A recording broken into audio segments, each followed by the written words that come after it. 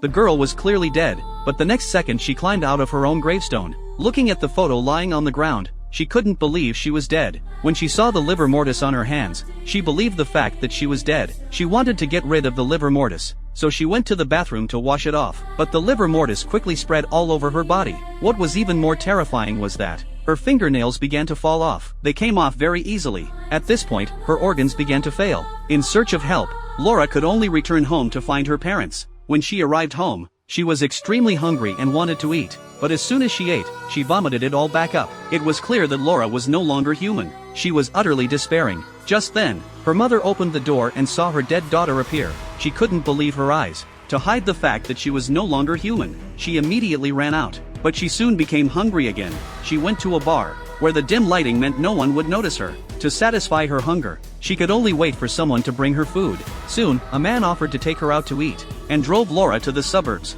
He took out money to humiliate Laura. Just as they were about to get intimate, Laura bit the man's neck. The next day, the news of the man's death spread. At this point, Laura discovered that her livor mortis had miraculously disappeared. So she returned to her parents' home, changed into clean clothes, and just then, her father and the nanny walked in, seeing them in a very intimate moment. To satisfy her hunger,